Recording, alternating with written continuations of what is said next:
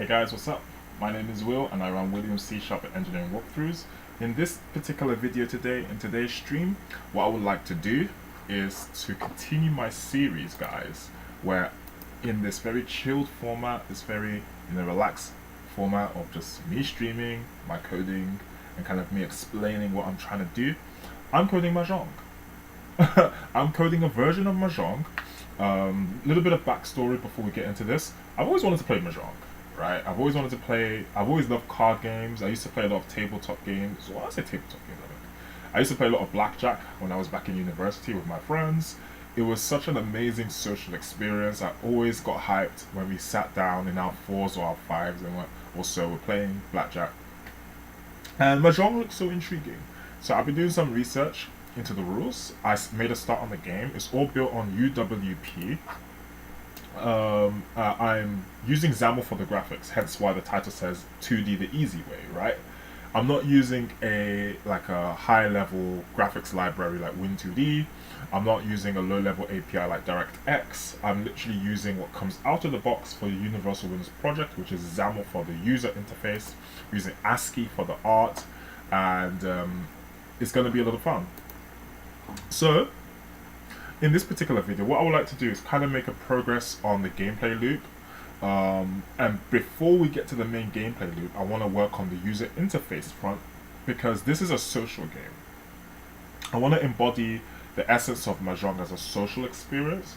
And because I wanted from the get-go to support multiplayer with this, not just facing a CPU opponent, and given that it's in the modern day, people are not always sharing the same machine to play multiplayer, like couch multiplayer, as people say, or split screen. People are probably in different rooms, different houses, different countries. I decided to integrate some Telegram social features via Telegram.api, and what this basically means, what Telegram integration means, guys, is that you don't have to be in the same room. You don't even have to be in the same country to play. All you need is a smartphone, like this one, or your desktop app that can run Telegram. You need access to a particular bot, so you can have a private or public bot. Someone who's hosting the game passes the Telegram bot token, and then all of you can log into the game, right? And you can play via the phone app, via Telegram. That's the fun. That's what makes this project so unique, I think. That's the trump card.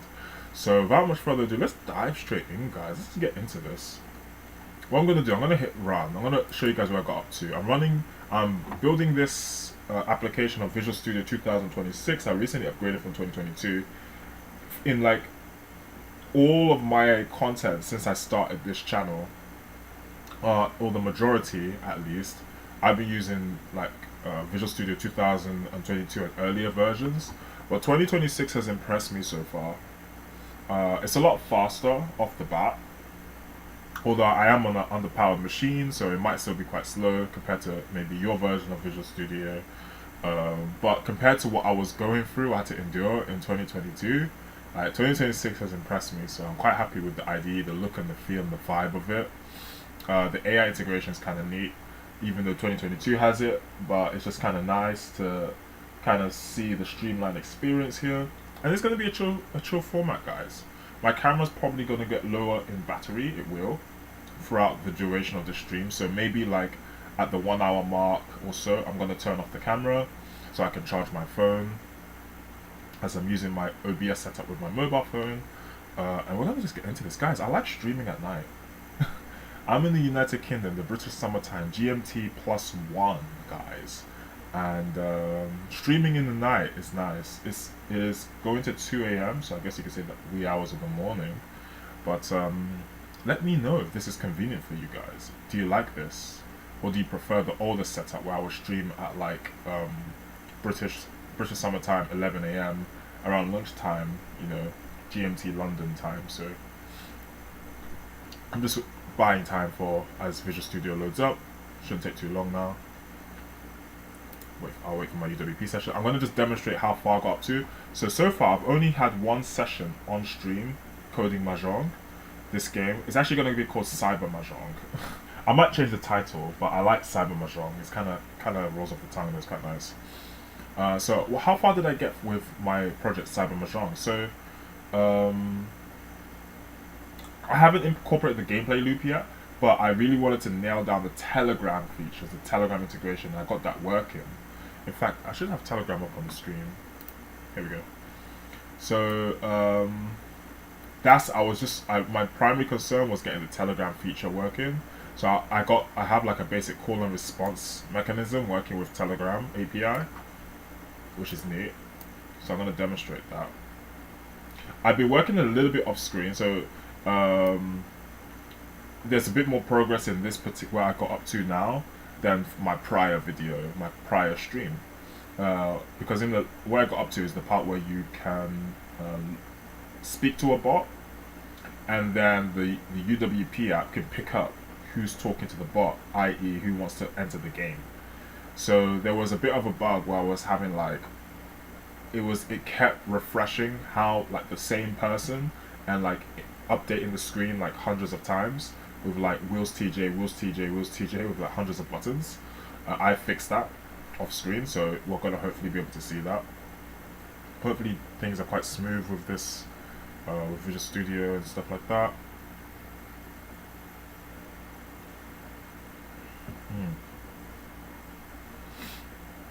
If there's any chat responses or like people talking in the chat, I'll probably be typing in the chat as well as speaking out. Yeah, especially if the camera goes off, I'll probably be typing in the chat more, as I probably won't be checking the chat as often. I'll try and check the chat when I can.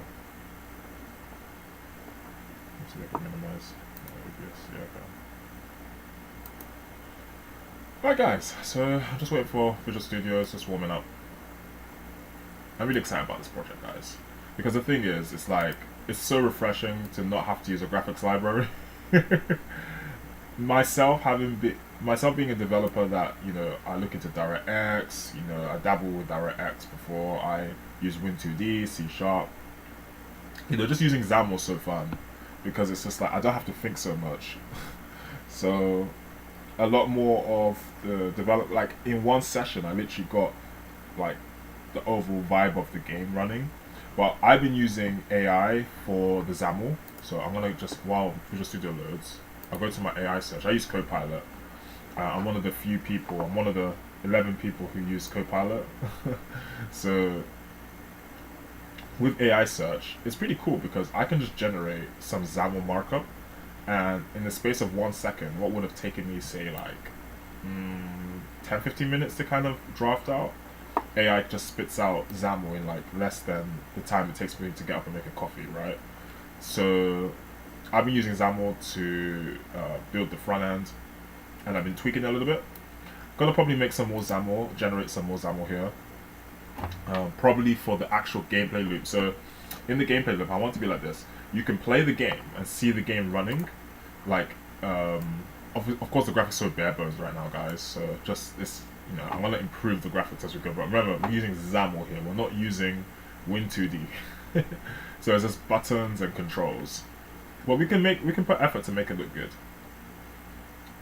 Okay, so the idea is that I made some notes, and what did I say at the bottom? My development agenda, I want to work on the core gameplay loop. I want to update the UWP visual so you can see the game running in real time on the app. Of course, that's how you want to do it. That's the primary way of like playing the game, is to see what's happening on the screen. But you can have Telegram visuals as well. I'm going to be relying on ASCII, like emojis and stuff for that, because there are Mahjong emojis that you can find off the internet like this. I've got a table of Mahjong emojis. So I've been studying what the suits me and then all of that, because you got to know how to play the game. I'm simplifying the rules and I'm making it my own.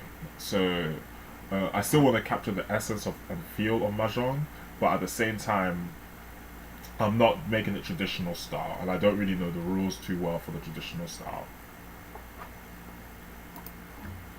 So the idea here with Cyber Mahjong, and there's a lot of Mahjong variants. I found on the Play Store, there's a lot of like Match 2 Mahjongs, and although I have like Vita Mahjong on my tablet, like I play that, and it's a lot of fun. I don't think Match 2 Mahjong really beats more traditional like Hong Kong style Mahjong in terms of just the fun and just like the social aspect of it, from what I've gathered. So you enter 2-player mode, you enter the Telegram bot token. So this acts as a kind of a lobby, guys. So I already have my bot token. Oh no, I must have got rid of it, so let me get rid of that. Let me go off screen and get rid of my token. For security reasons, it's good not to expose your token publicly. Especially in the game, because it's like, you don't want random people joining your game unless it's an online multiplayer mode, which, guys, I'm thinking of doing like worldwide online matches. I think I'm going to try and incorporate. That's going to be so fun. So you can make like online lobbies for not just your friends, but everyone. Let me grab my token, go back to my Telegram chat. So the idea is that you enter I've got the API token here of this particular bot, my CSharp walkthroughs bot. I want to authenticate the bot session. I've already got the Telegram authentication logic up and running. I pulled it from one of my previous projects. So connection success. So I've connected the game to this particular bot. This bot is subscribed to this game. One thing about Telegram bots is that you can only build like one server authentication with one bot. But one bot can serve many users, so you gotta bear that in mind. So I'm gonna continue to player synchronization. So you're gonna initialize chat with the bot. Obviously the bot needs to know who you are. So I'm gonna just say something like hello bot. And there's a test message that pops up. This is a test message from Telefy server. That's just like a placeholder message. And then as you can see, guys, over here, my name pops up, willstj. That's actually my Telegram username. So I have now entered the lobby, right? So the way this works is that you select people who have entered the lobby, like this. Now this still does need some validation to make sure there's no like double posting of the same people and stuff. But I've clicked this button. There needs to be feedback on that so you know what's going on. But I've clicked that. Now I want to confirm myself, and it says willstj ready, right? So now the game, in a sense, knows that I'm in the lobby, I'm ready to play. I do have 2 Telegram accounts, so I can actually test this out in real time. I'm not going to do it right now because we haven't even incorporated a gameplay loop. But this is as far as I got up to now. So I can probably just add myself twice, which is a glitch. As you can see, willstj ready. It shouldn't really do that, but we're gonna fix bugs as we go.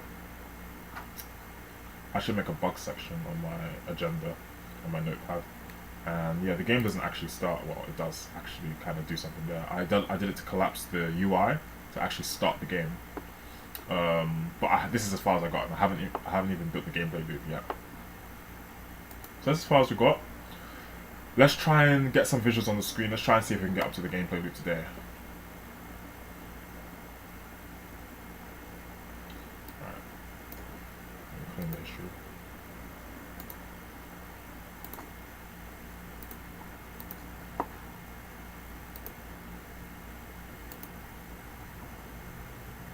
Alright guys, I'm going to lock in. I'm going to get started with the coding, and yeah.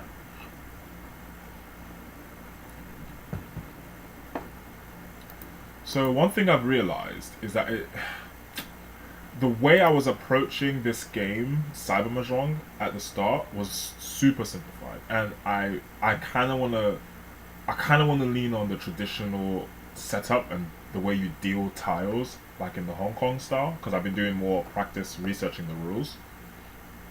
So the initial way that this setup looks in XAML, which I collapsed this control so you can't really see what's going on when you start the game, it needs to change. But I'm going to concern myself with the Telegram side of things first before I get to the actual UWP thing. I really want to know the Telegram controls. So the way we display tiles is just, I can do a simple string assignment, boom, I display the ASCII. Simple as that. Okay, so I'm gonna hop into my main code. Right now, everything's on the main page. Maybe I should make it a one class app.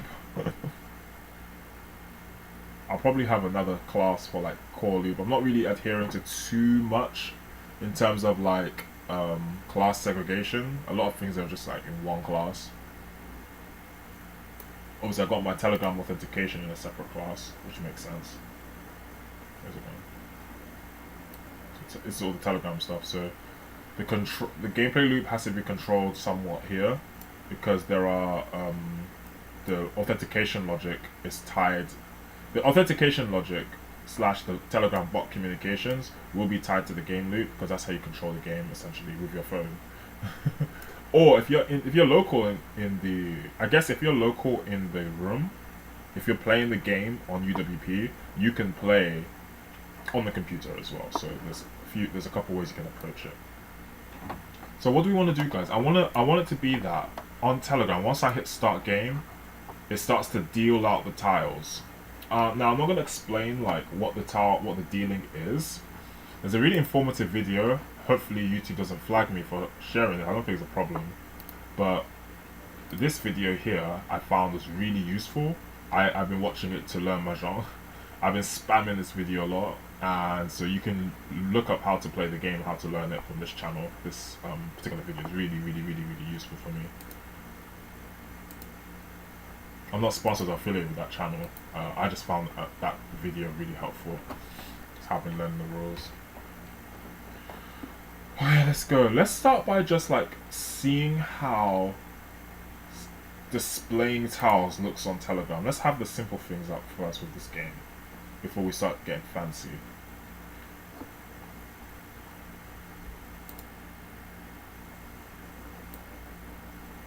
So I'm in a Telegram authentication class. I'm trying to find where I send the placeholder message, because that can ask, I can like sort of use that logic of sending a message as like a call and response.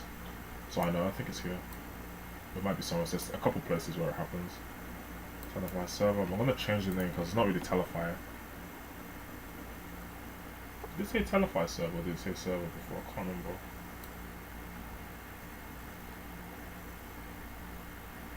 This is from the server. There's actually another part. Yeah, I think it was this one here. Because here I have the this logic deals with like storing my ID, my Telegram chat ID, and my username. That's why it displays on the UWP app. So I'm going to really heavily rely on this update, this kind of update class. Right, let's see what's going on here. So if update is equal to null, this is kind of the entry point of the logic. So every time there's an update, when update is not equal to null, i.e. when you message a subscribed Telegram bot to this app, then all this happens, right? So I suppose what I want to do first, and I was going to make this Mahjong a 2-player game. Nah, I think I'm going to make it 4-player. I'm going to support 4 players because I really want to, like, having a 2-player game is fun, but having a 4-player game is really social. Like, that is the essence of social gaming, I think. Is that when it's a group of people, it's just super different. Just the aura changes.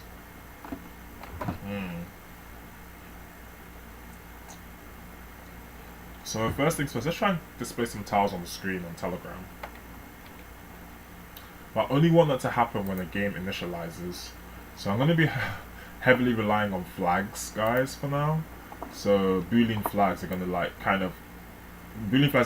indicate state for this app quite strongly. Already have one for when the lobby is full. So I can use this. Guys.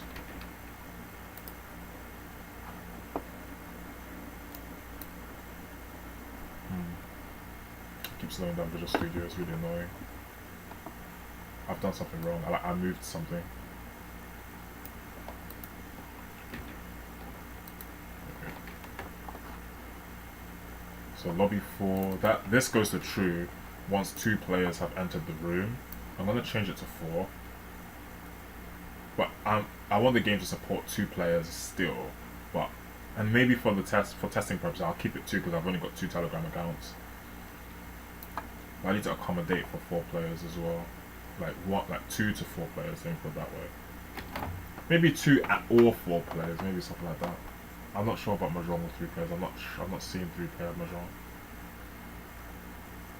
So for now we'll stick with 2. Lobby 4 is set to true. So I'm going to use this flag, Telegram authentication, my entry point of my core logic. space.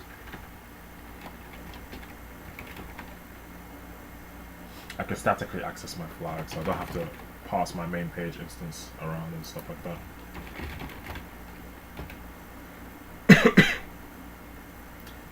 Lobby full.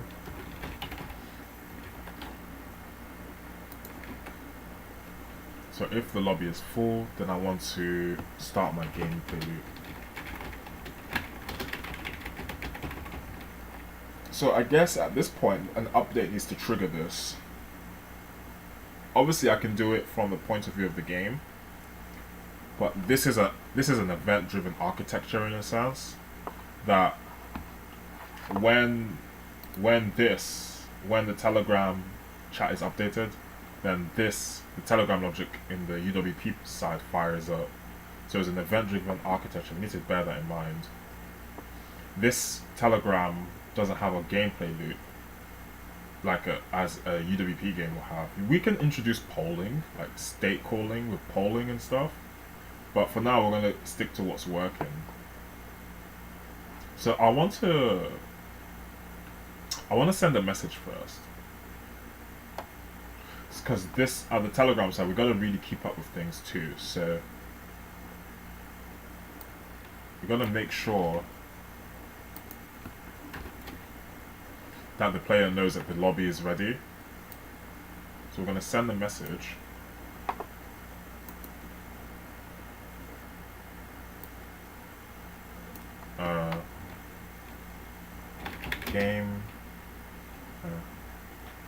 Game session is ready to start.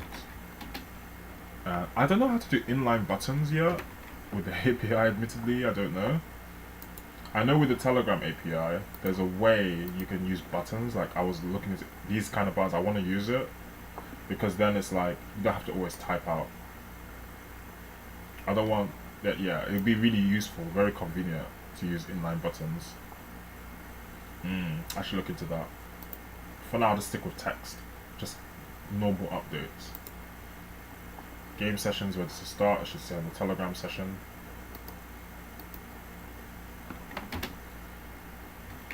Type any key. I'll just say type to start.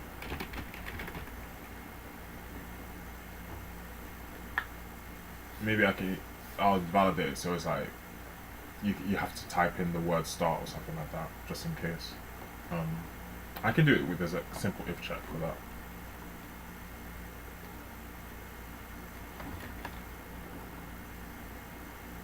Type to start. Like this. So I only want to send one message, so I'm going to need to put some validation here. So if lobby is full, let's see, I should have a class for flags, because I'm going to use a lot of them. For now, I'll just put all my flags in the main page.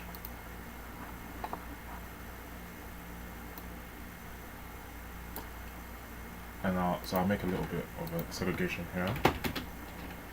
I'll be like Telegram flags, Telegram logic flags. Lobby full, I'll use that there for now, even though I'm using this lobby full here as well, potentially. I'll make another flag. I'll be like initialize game prompt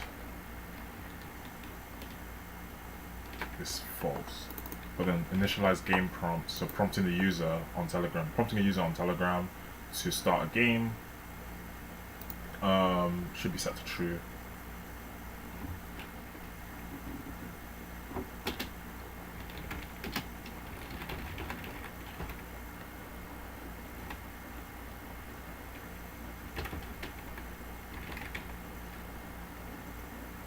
Equals to false. So as soon as this message is sent, I'm gonna set my flag to true.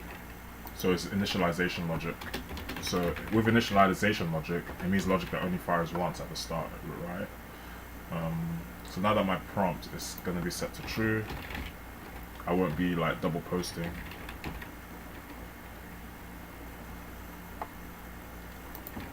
Not sure how long this stream will be. Probably like it probably won't be the longest stream. Like one con of me streaming late is just like my energy levels, but it's what makes this stream quite chill, which I quite like. I kind of work on my recruitment stuff during the day. Like I work as a self-employed recruiter, but obviously I do a lot of projects and work around things, work around work. So, oh, what did I want to check? Yeah, I'll leave it here. I can't remember. I go to Mahjong. Okay, so if the lobby is full and I haven't initialized my message, that's set to true. So this message fires once. Might as well leave a bit of a comment here. Prompt Telegram player. Now Telegram users are more of a player now. Prompt Telegram player to start.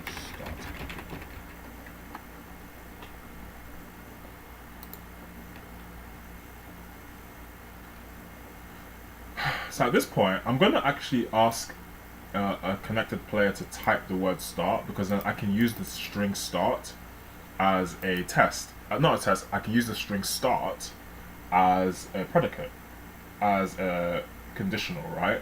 So that I know when to actually start the game. Otherwise, how am I going to know when a player is ready to begin? So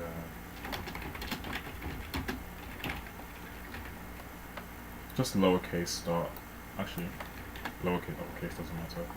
I'll keep it lowercase for now. I can always accommodate for uppercase, lowercase.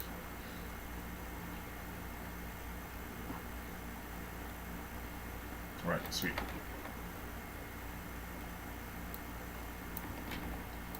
So I'll kind of go like basic. I'll try and structure the logic like in descending order, so it's a bit of a flow, so we can follow what's going on. So if the lobby is full, if the game prompt is true, so after initialization, I suppose we can keep that there. And, oops, is that right? And if the message sent, which we can use our event argument, I believe. I think there's an event argument I can use. Yeah. Update message chat. And I think it's like text or something like that.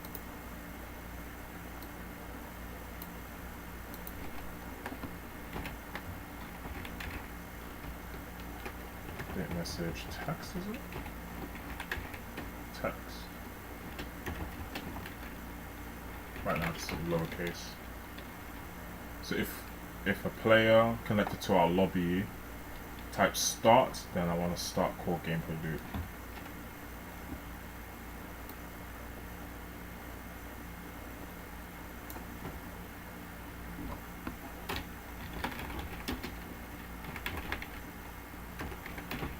Oh no, I don't need that.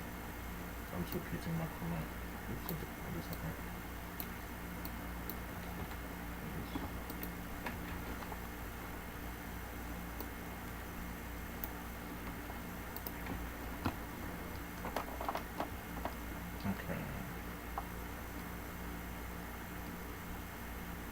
Probably a lot of validation that's needed to make sure like the correct users are playing, stuff like that. So I'll do that as we go. The testings.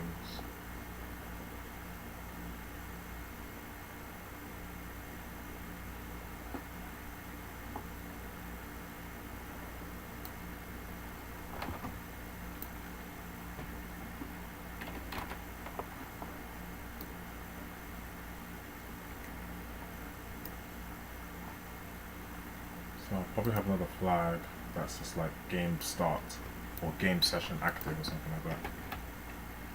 I'm really going to be relying on flags.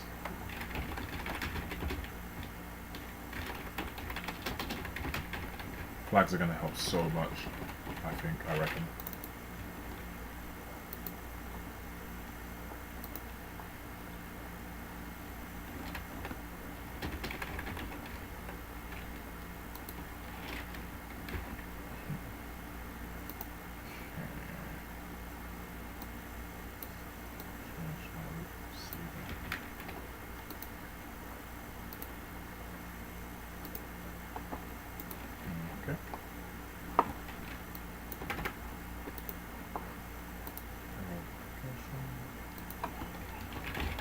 page.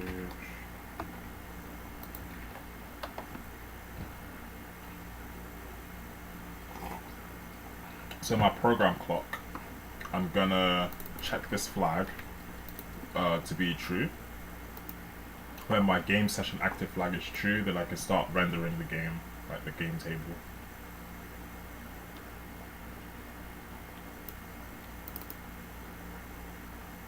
I'm gonna have a void function. I'm gonna call it game loop. Very helpful.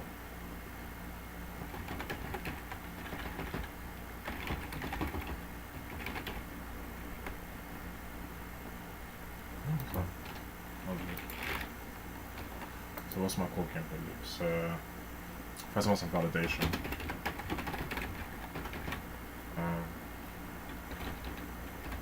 So if my game session active flag is true, then I initialize my game loop, right?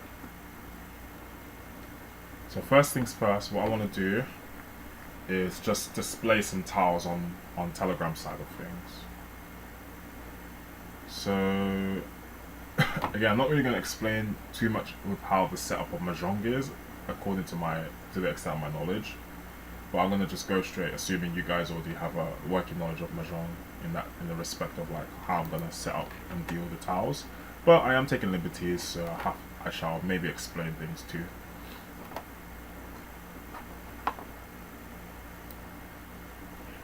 I'm gonna keep most of the logic in this class. I think I was considering maybe having a separate class, but nah, I'll keep things in this class for now, just for the sake of simplicity. This game should be rather simple, really.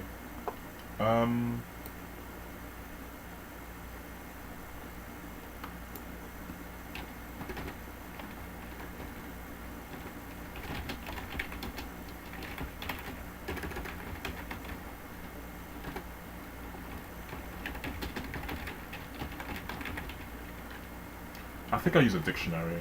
So tiles, I think tiles are going to be represented by a dictionary.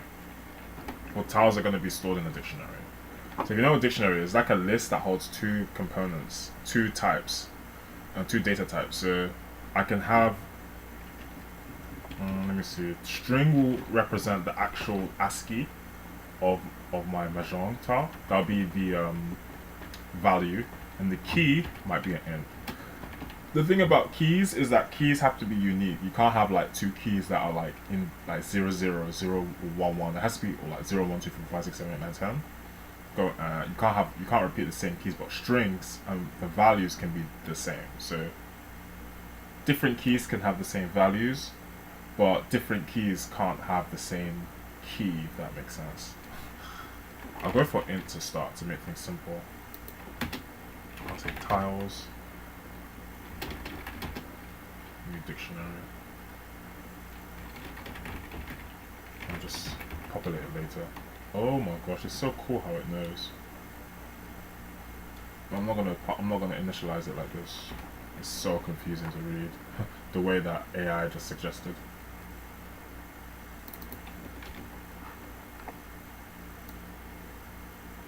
So I have a function to deal.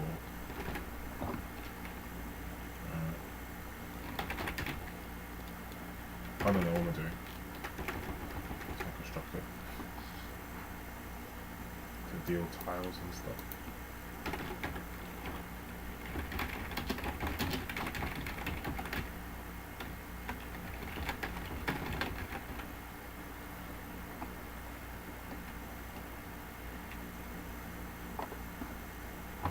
So I'm gonna rely on random, which is a class. I think is it system numerics? What's random number? Oh, is it just system? Okay.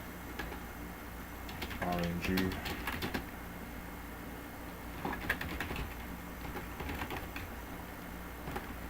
I have RNG.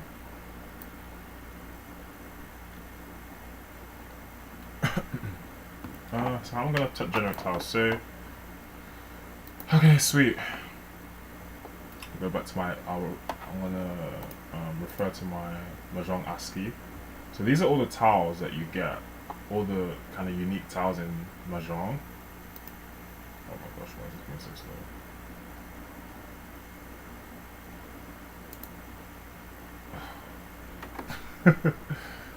There we go. So I don't know too much about Mahjong still, but we have I'm really not sure what these ones are. I already forgot. But we have our characters here. I think 7 through. Oh, actually, I think they're all characters in a sense. But we have these characters here. We have, I think, our dragon tiles. Do correct me if I'm wrong, guys. Correct me if I'm wrong. We have our dragon tiles: the red dragon, green dragon, and we have the blue dragon or white dragon. It says, I can see it there. So what's this one? Oh, these are the winds. Oh, those are the winds. Oh, okay. So we have the 4 winds. So we have east wind. This would be south. South wind, west wind, and north wind. We have dragon tiles, red, green, and white dragon. We have the characters. So we have 1 character, 2, 3, I think 4, 5, 6, 7, 8, 9, and such. We have bamboo, if I'm not mistaken. So we've got bamboo. This one looks like a bird. And then we have the 2 bamboo, 3 bamboo, 4 bamboo. We have circles, I think. So we have the circles, 1, 2, 3, 4, such and so forth. And we have our flower tiles. So this says plum, it's quite cool, it's quite nice. Plum orchard, that's really beautiful. And which one is this? Oh wow, there's even a Joker tile, I didn't know that. Yeah, sweet. So we have to accommodate for all the tiles, right? So what I want to do, before I RNG, randomly generate a deck, I need to actually structure the tiles, right? And then shuffle the deck, or duplicate the tiles, stuff like that. So how many tiles do we have here? Let's count it. 0 index. Let's just count it. 1, 2, 3, 4, 5, 6, 7, 8, 9, 10, 11, 12, 13, 14, 15, 16, 6, 12, 32 tiles here, 32, 33, 34, 35, 36, 37, 38, 39, 40, 41, 42. So there's 44 different tiles. Correct me if my maths is wrong, guys. 16, 32, and there's 44. Yeah, 44, okay, sweet. So we're going to generate 44 different slots. I was going to have it so hands are like 10 tiles a hand. I'm not sure. I might keep it to 14 to win for a winning hand. Just like in Mahjong. I think that's the way it goes. I'm not too sure. Can't remember now. Because you have to, like, when you draw a tile, you draw a tile, you discard a tile, but on a winning hand, you're not discarding a tile because you've won, if I'm not mistaken. So that's 14 in the hand, rather than me making it 10 to simplify things. That was like day 1 for me. Okay, and go back to the game. So I have a dictionary. I guess each tile can be unique in, like, every different tile suit, well, not suit per se, but every tile design can be a unique int, and then the ASCII stores the string itself, the string ASCII of our emojis.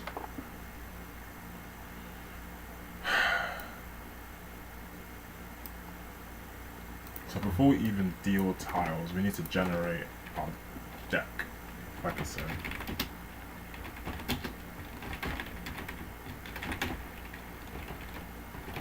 I don't know how many tiles constitute in a traditional game of Mahjong. I need to look into that.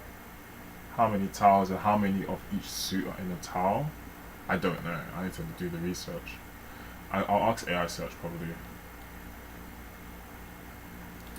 Let's see. Generate deck. So first we're going to generate 44 tiles.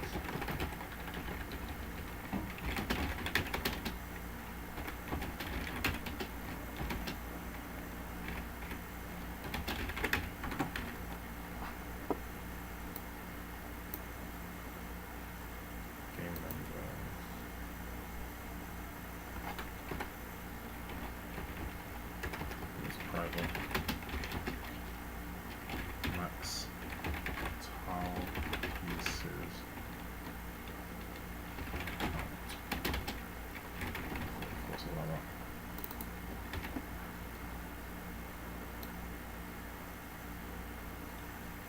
Before populating our dictionary, oh, okay.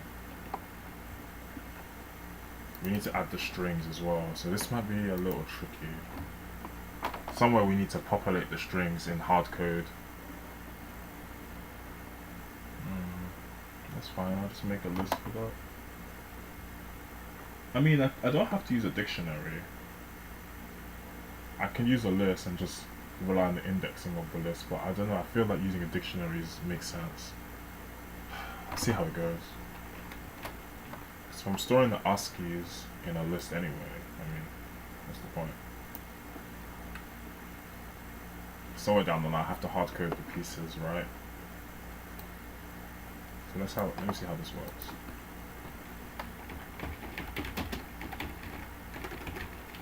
List of string, tile, pieces. Might end up just using this.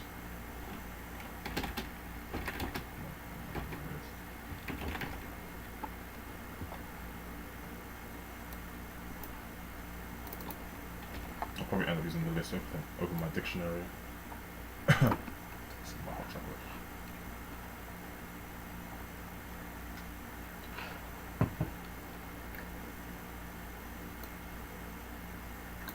Where am I? Deal tiles. Generate deck. So for 44. There's no point doing this in a loop, this part, because it's like I need to actually hardcode each tile piece. Oh my gosh.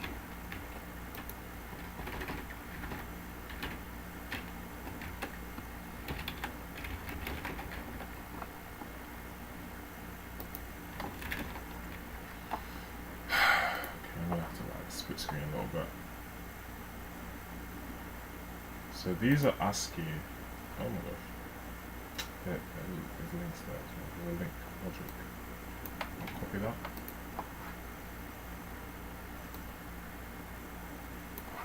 So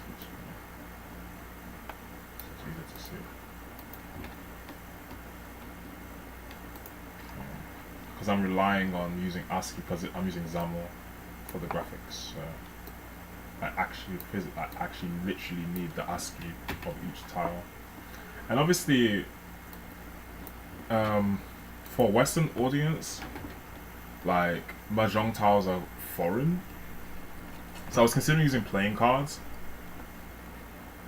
but I mean, one good instructional video is enough to sort of like teach a Westerner how to play a simplified version of Mahjong, even with these designs. I think one will come to appreciate, so like a player can come to appreciate Mahjong and the tiles by embracing the designs, right?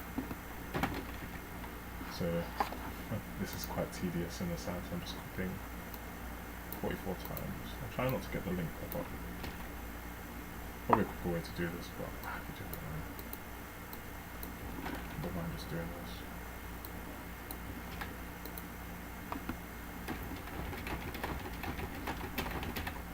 Just gonna make that first.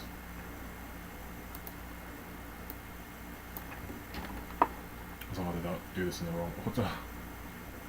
It's really hard to see the icons from this level of resolution. I'm not zoomed in.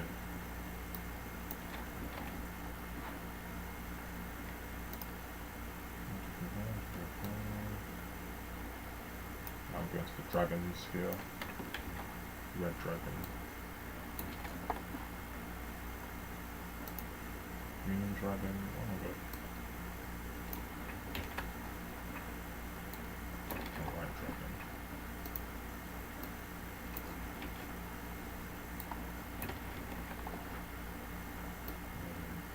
And then characters here. Okay. Yeah, character 1 through to 9, I think it is, I'm not sure.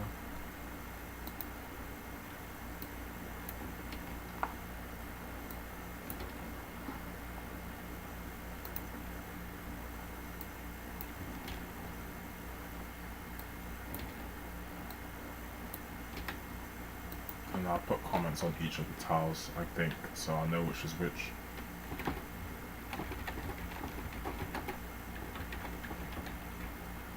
might even just put a space so it's easier to read.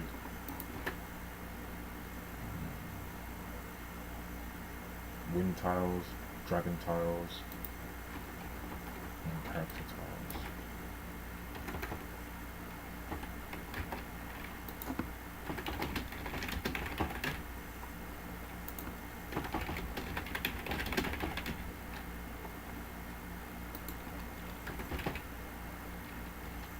It even knows, like, how does the AI know what I'm doing? Although this is not the bamboo tiles, this is the character tiles, but it knows a bit about Mahjong, like AI here.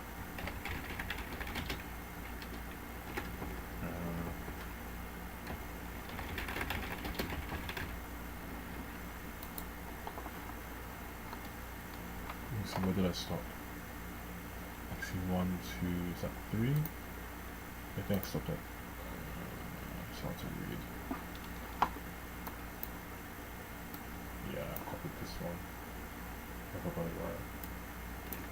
4. Yeah, that's definitely fine.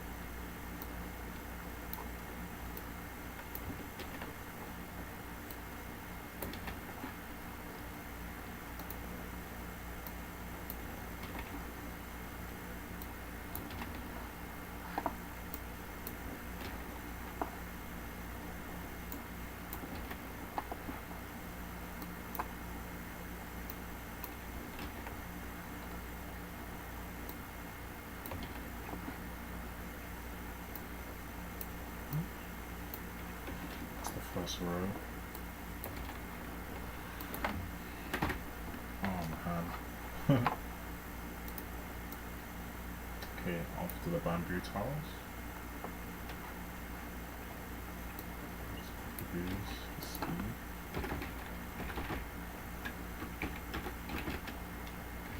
Bamboo tiles.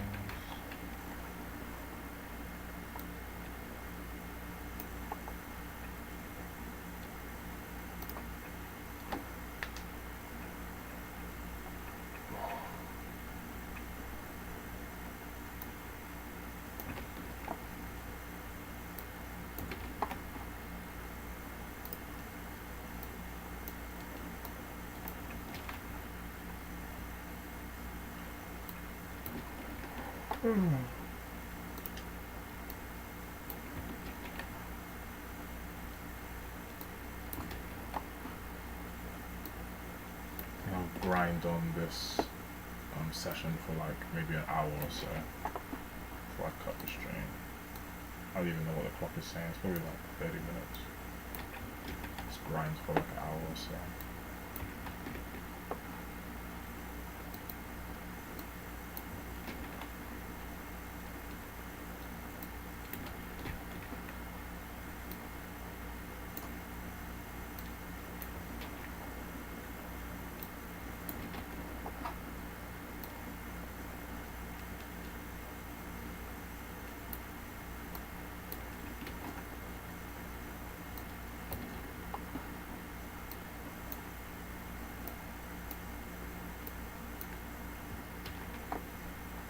I'm missing a towel.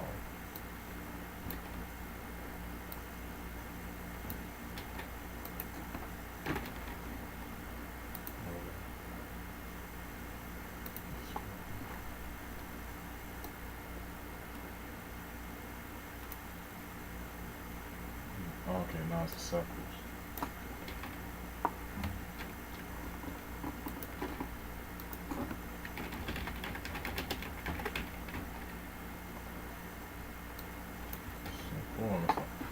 I did Control C instead of Control V.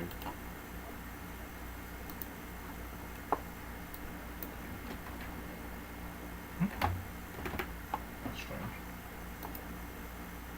Try that again.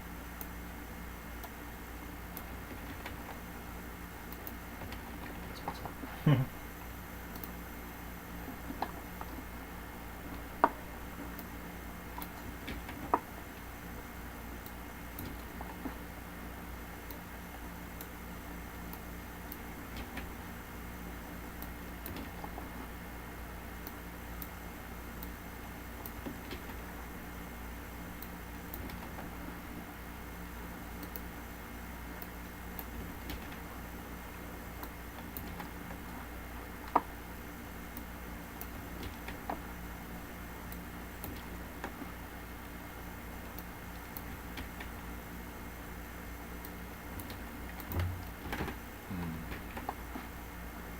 gone to the flowers. Oh no, there's still some more circles here.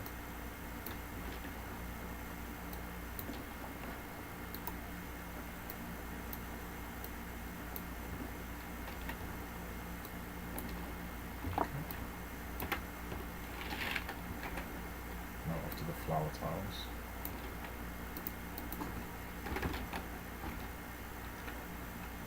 How do I do it code? Oh. Oops, let me just do it again.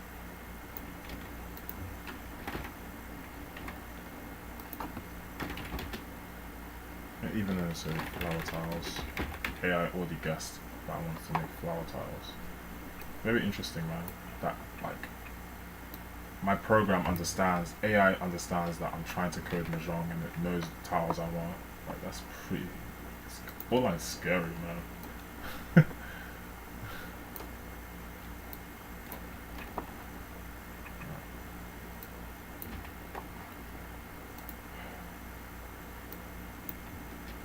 Probably end up using the list instead of just a dictionary. Dictionary is probably a bit over the top.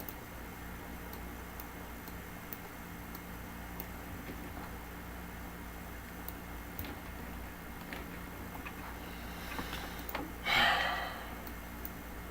think I clicked it. I didn't want to open the link.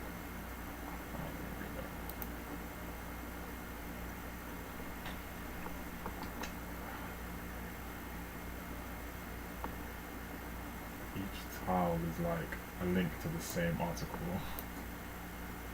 I don't know.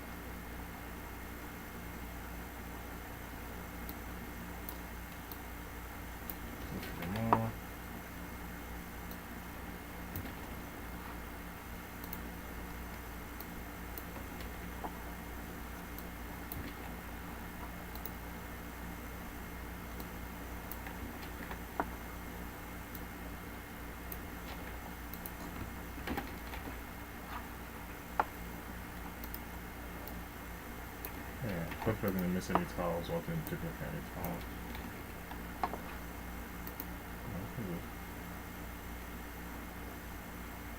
Joker. Mahjong tile back. Okay.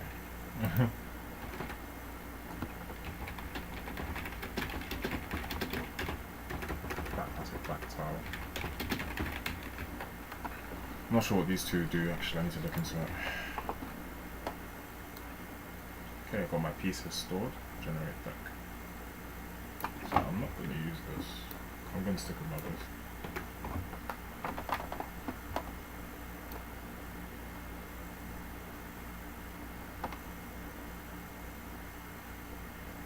Okay, sweet.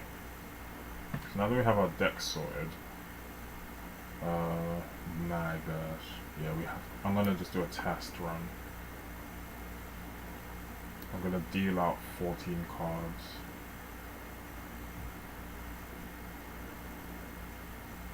Let's see.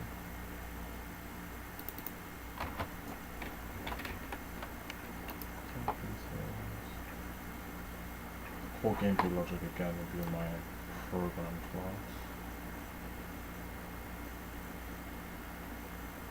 I mean my program logic, my program class.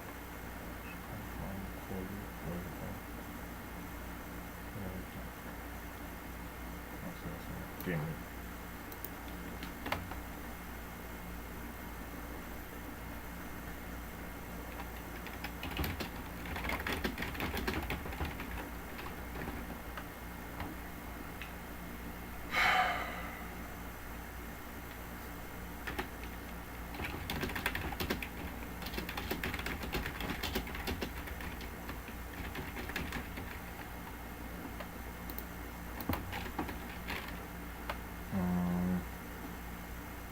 So I guess I want to RNG a hand or something.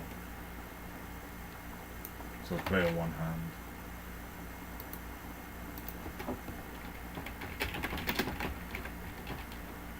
And this should be strings, obviously. Index will be, oh my gosh. See, this one in a dictionary because it's like to keep track of what the actual values of, like programmatically, what are the values of my pieces. I need to use the dictionary because each tile is unique, but I may not store them chronologically, so I need to be wary of that. That's why, yes, I do need my dictionary. So I'm saying that player one hand, list of strings.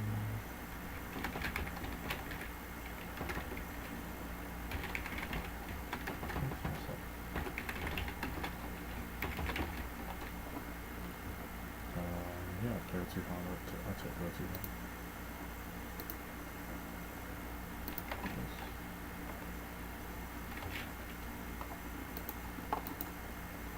That one.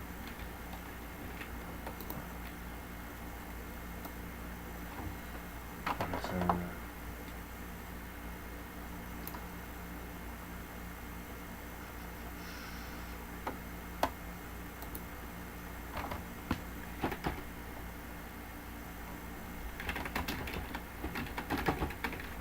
dictionaries, assign values, keys for each. Keys, if I need a dictionary, keys for each tile in a sense.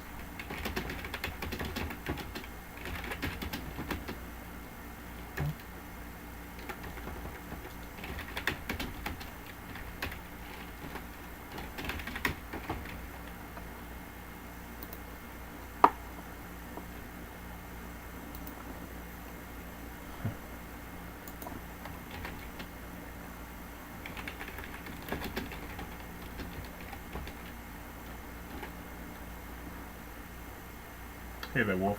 It's good to see you.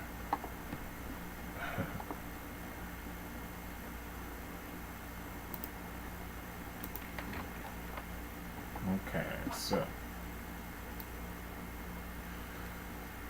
now I need to put my tiles in the dictionary so that we can access the values of the tiles in an int format without necessarily relying on indexing chronologically. Okay, I see. So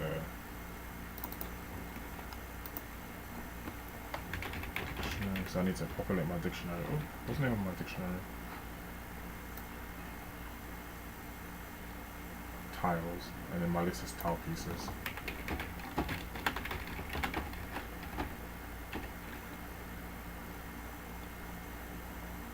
Oh, that's the wrong one.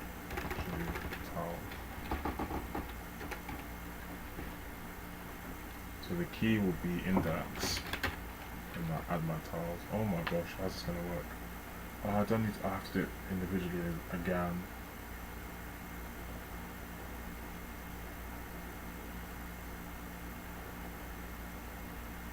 Oh no, I don't, because the tile, my tile piece is already generated. So I'll do like tile pieces index, because it's already a string value like this. So I can use the loop. That's it, and that takes care of the dictionary.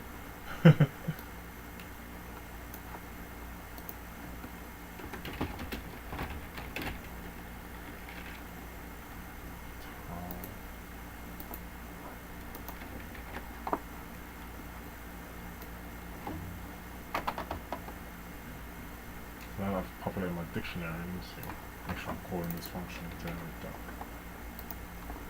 Or I'll do that later actually.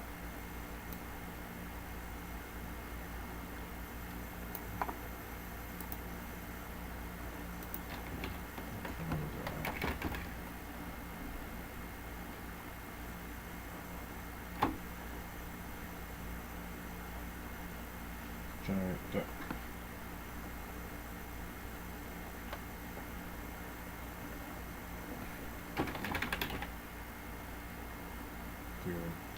Actually, like deal hand, that makes more sense.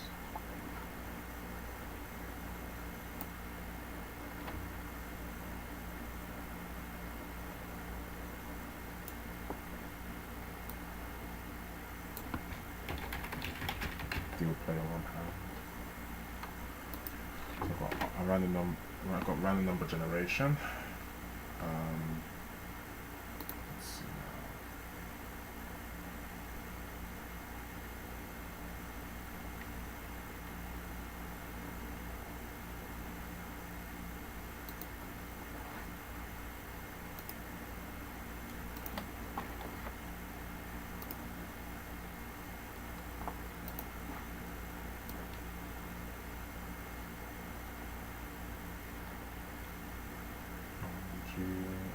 My brain's already fried, guys. It's so late in the night.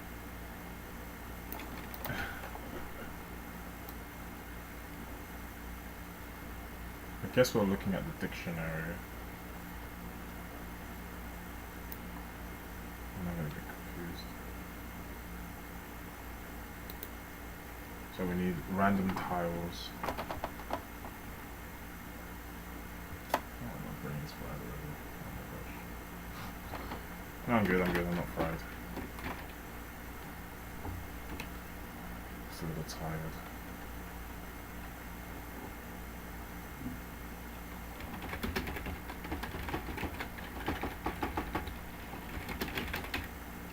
I think to make sure the seeding is fair, I might need to construct new rands all the time. I'm not sure about that.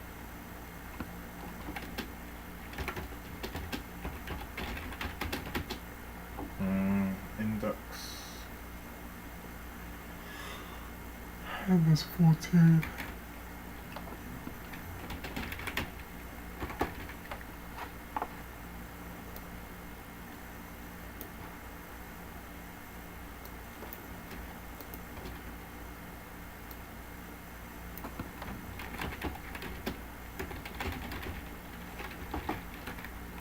Max tiles in hand is 14.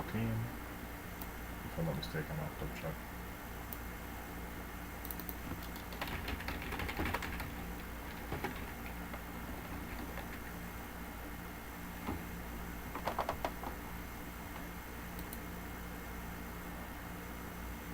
So for 14 tiles, I want to randomly assign tiles to a hand.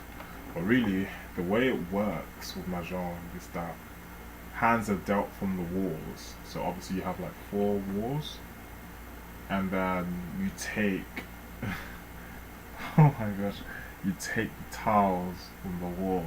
Now I don't know how tile distribution works for the wall, so I'm gonna simplify this process, and I might refine it as I go. So I'm gonna literally just deal the hand for player 1 just straight out with RNG.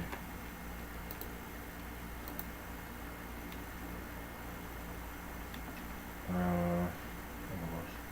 So do I have a list, a list for player hand? It has to be a dictionary because I need to hold the value. I just realized. Oh my gosh.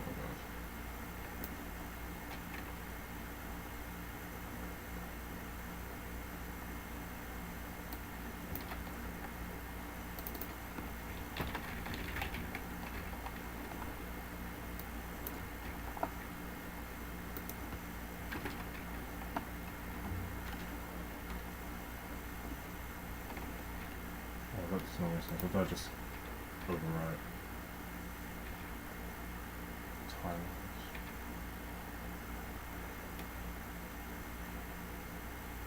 Oh, you know, that's so confusing. Okay.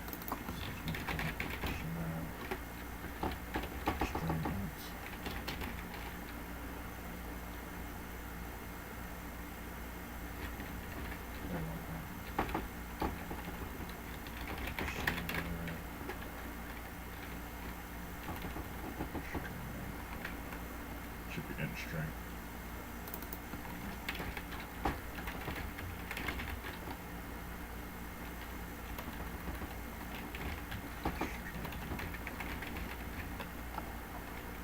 I don't need this list.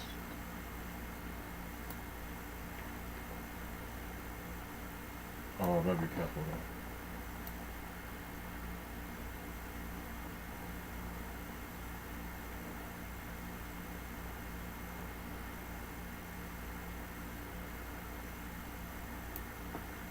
I'm using this.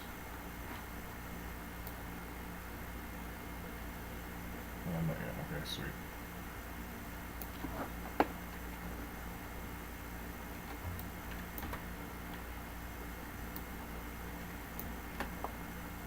Also clear two-hand.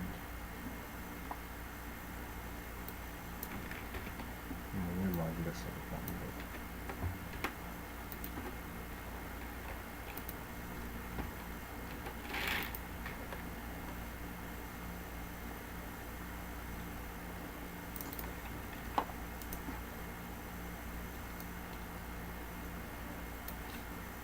So for max tiles in hand, clear one hand dot add.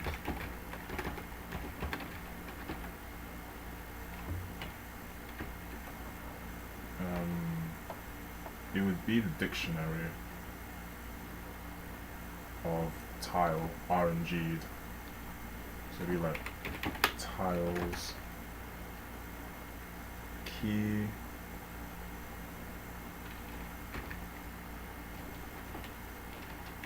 keys at index. Oh sorry, no, at RNG. I need to put the range of the RNG. I'm doing it wrong, one side. RNG.next. That's 44. The range is 0 to 44. Let's see which one again is right.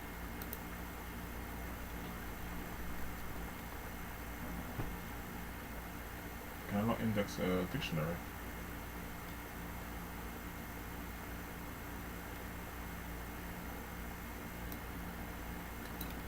Is there like element at? There's element at user.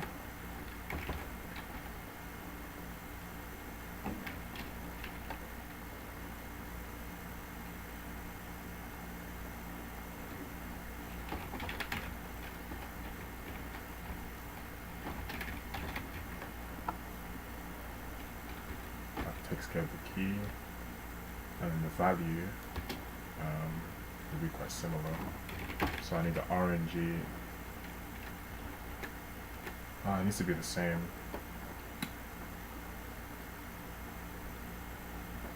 So I need to establish an RNG and use the index. So I'm going to grab this, take this out. RNG next. Be like RNG random number generator tile. Maybe ints.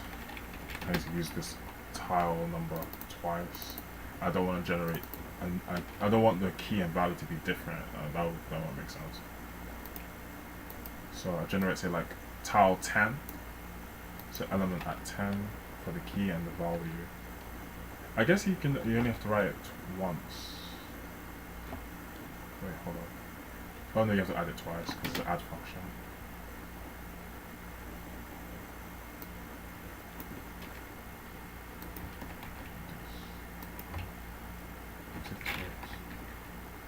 It has to be value because it's a string. So values. So dictionaries, like I have to be careful with dictionaries, it gets confusing sometimes. So for the range of 0 to 44, I'm selecting, let me see, one of my tiles, one of these tiles, randomly. Oh my gosh, what am I doing? Those tiles. Have I generated the tiles yet? Yeah, I have, yeah. I'm using the dictionary so I can have not just the ASCII, but the value of the tile as well, which would be 0 to 44, 0 index.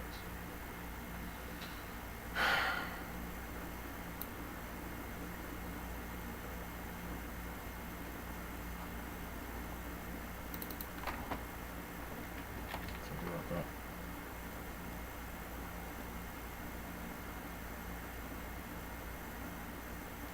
Deck. Deal hand.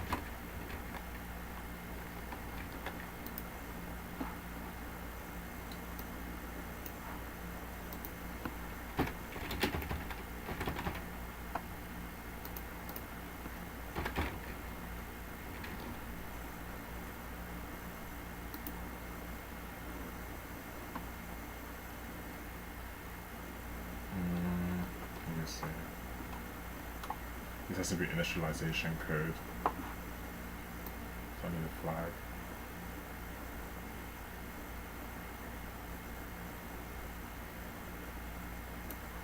I'll use game logic members.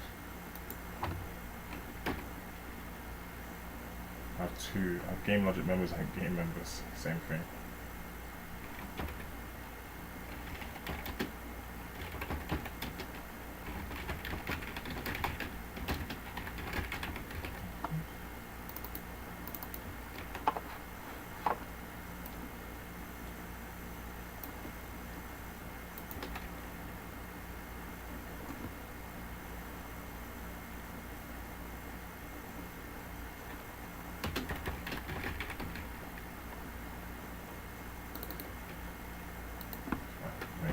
Block here, initialization logic.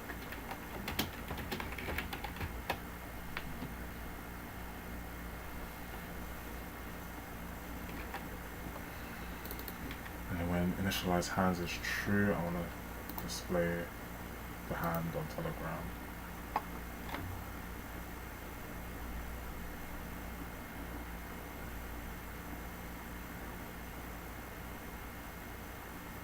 Man, this is challenging. I'm integrating Telegram and I'm thinking in two different ways, like UWP and Telegram, so this is a good challenge.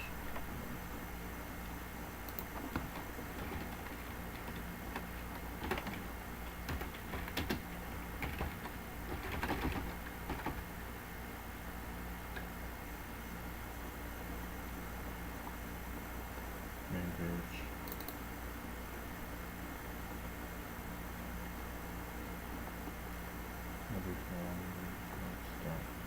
I'm going to use a different block of logic.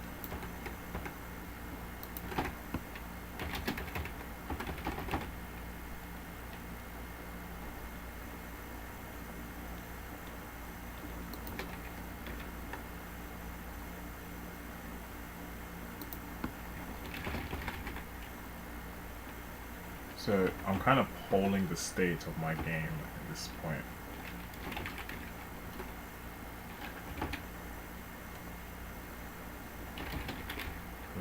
Display player hand.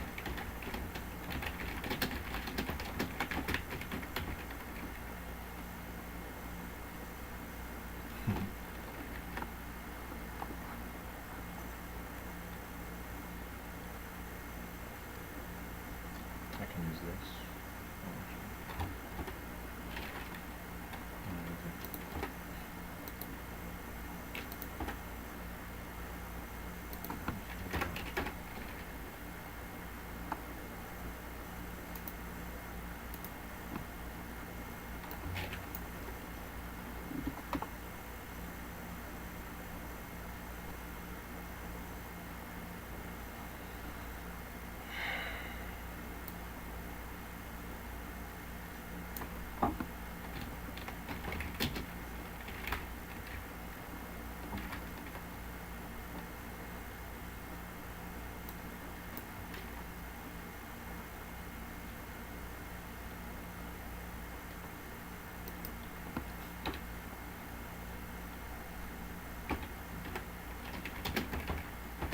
I'm going to use nested.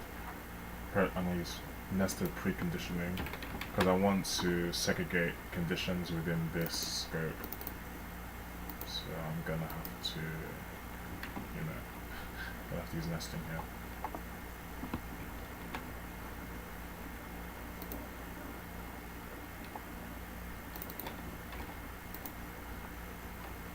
So if hand initialization is complete, then I want to display my hand. Player hand.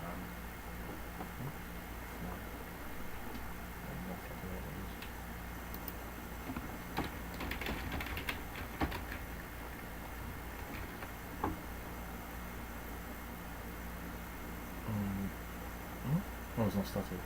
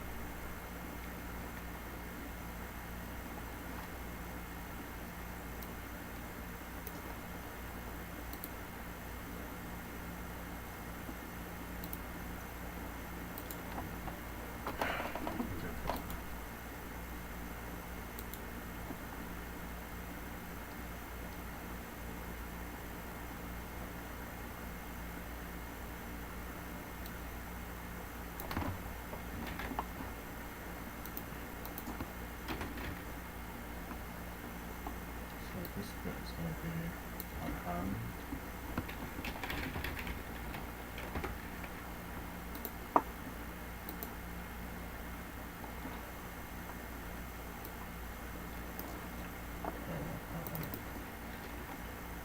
Static.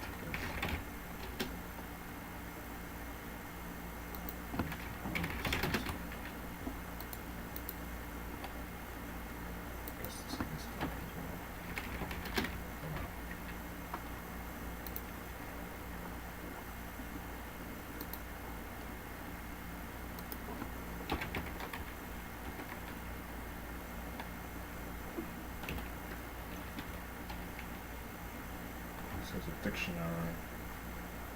So I just want to show the value because that's a string.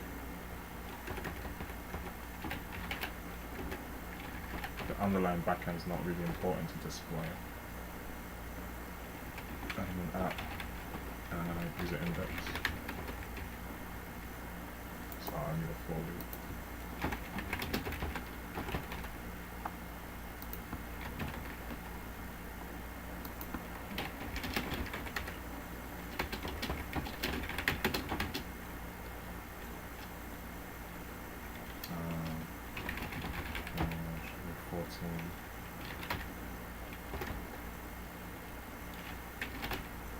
Hand count max. Where is it? Number 14. I got public. Max 1000 and 14. Display 14 tiles.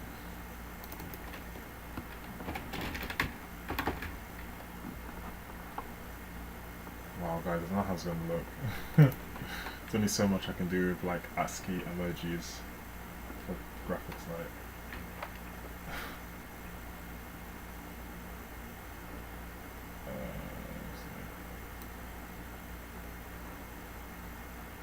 I see.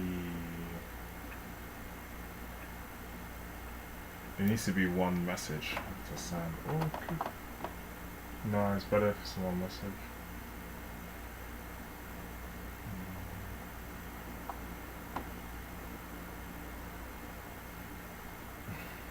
Why not choose a for loop? Otherwise, it's going to be just sort of like 14 rows of tiles to show when I can just have it in a line.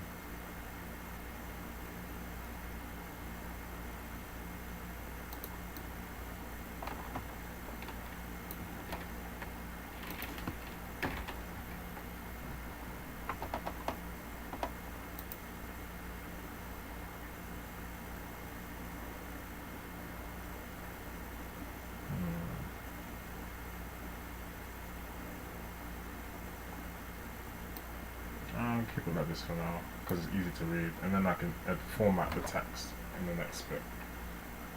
I want to make sure the logic flow works. So I'm going to run through this, guys, and I'll probably wrap up the stream. It's going to be a short one because it's late at night and I'm feeling a little bit tired.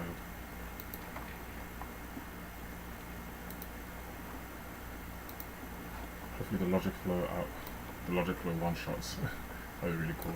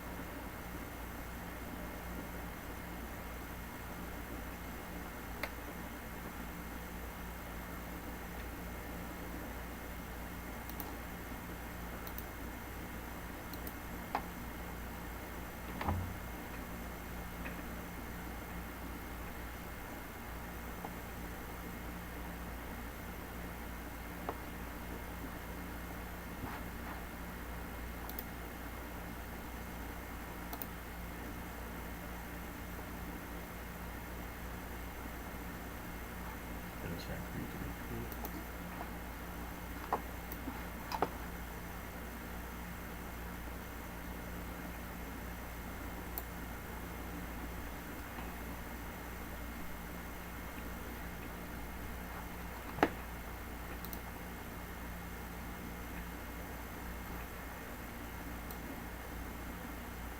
Guys, I'm going to take a short break while you do your loads, so I'll be right back.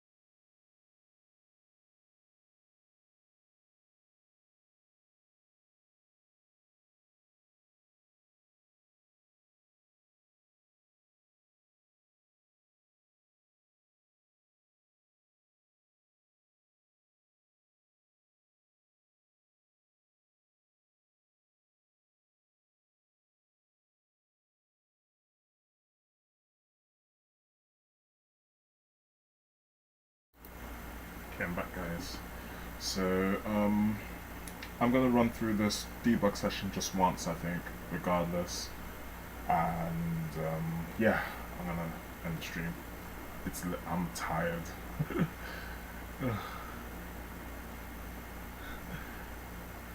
I think I'll probably try and stream in the day.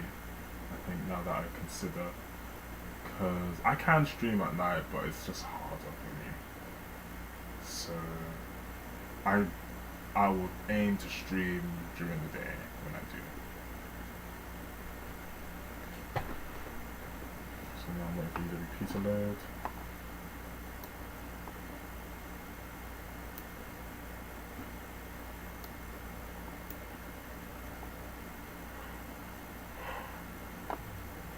Here we go. 2player mode. How's my box open?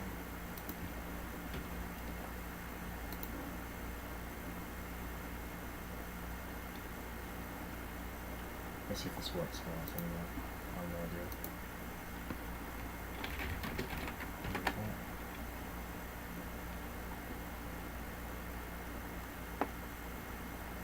Sometimes you gotta type it twice.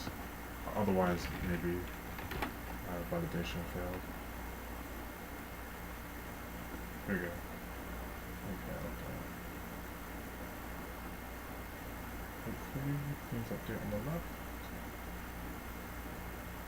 Here we go. Willstj. I'm gonna have to like add myself twice.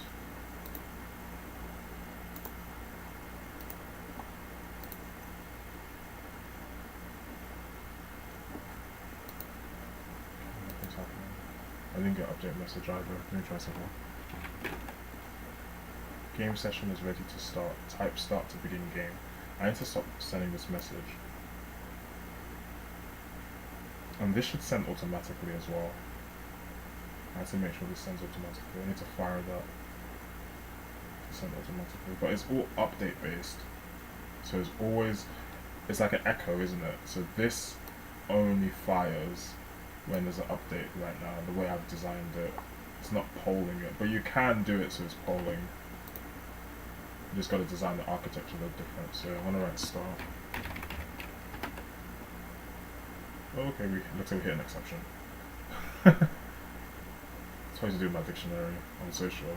I think in my dictionary. I'll probably index out of range exception.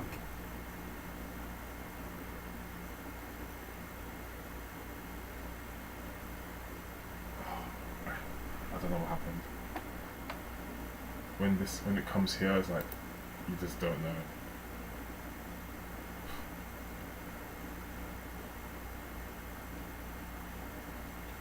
I think it's system out. I think it's index out of range exception.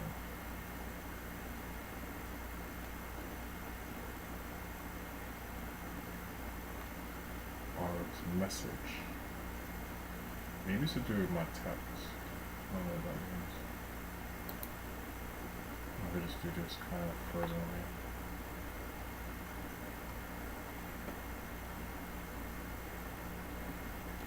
Oh, but unhandled exception somewhere. To be using try catches.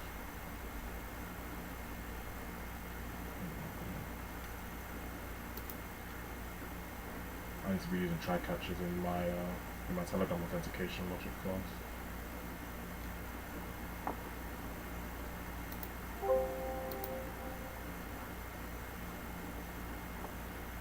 And that's my session ended there. Alright guys, as I said, I'm going to keep it to just one session for this debug session because I'm really tired. Hopefully, what I'll do, I'll work off screen a bit so we can have, we have the kind of the echo thing sorted out, and I did some of the back end here. So hopefully in the next episode we can have the tiles display on Telegram as well. Okay. Alright guys, thanks a lot for your viewership. Really appreciate it, and I'm going to be signing off. So until the next stream, guys, bye bye. Take care. Hope to see you in the next stream.